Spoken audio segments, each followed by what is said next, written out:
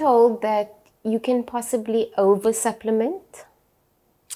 That is actually very true. You know, you often hear this saying that too much of a good thing can be bad. And it's true when it comes to supplementation, and especially when it's not prescribed correctly, or it's not prescribed at all, but you from hearsay. And we know how wonderful moms groups are and kind of the support moms offer each other. But one of the challenges sometimes I come across as a healthcare practitioner is that moms often advise other moms, and especially when it comes to supplementation. And it's great and we encourage it, but you've got to be careful because you don't always know the context.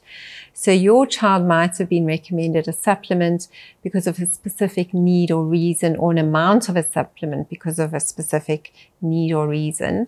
And it might be different to your friend's child's needs. So it's very important when starting a supplement with your child that you know why you're giving it, you know how to give it accurately, you know when to start and when to stop. It's just as important.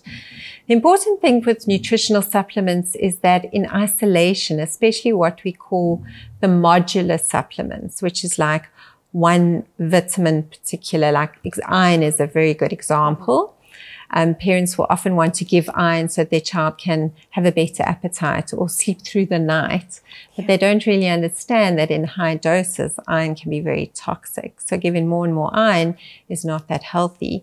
And that is why I do prefer a supplement like Pediasure that's a nutritional shake that has got a variety of different nutrients. So it's a good source of calcium, it's a good source of iron, it's a good source of protein, calories, but in a healthy combination that will be less likely to overdose on and create toxicity.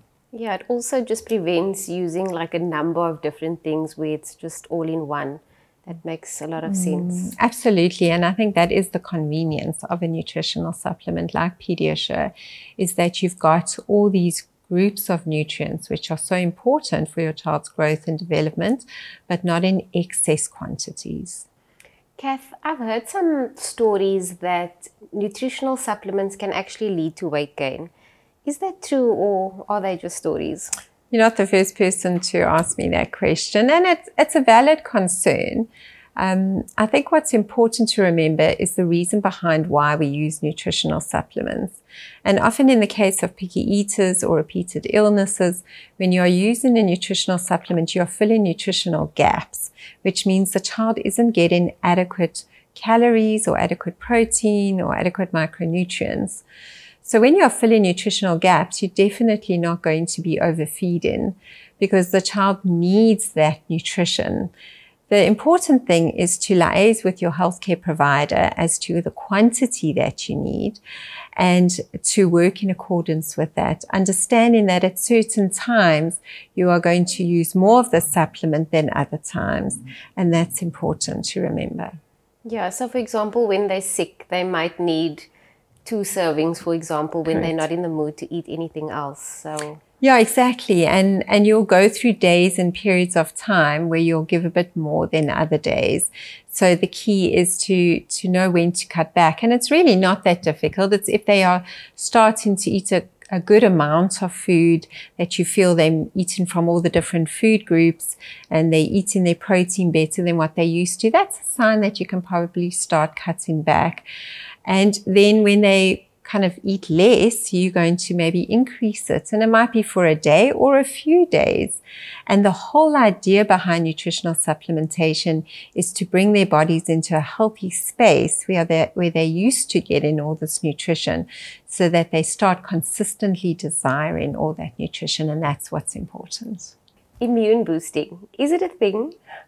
Oh, it always makes me laugh when I hear about how can I boost my child's immune system? And I think I've even used that terminology myself, you know, and you kind of look on the shelf and in your brain you go, what can I use to boost the immune system? And I think it's important to realize there's nothing we can actually do to boost the system, because that makes you think of that it's not actually functioning where it should.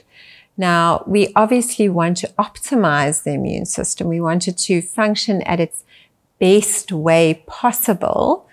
And you're going to do that through good nutrition and good sound nutrition and filling the gaps.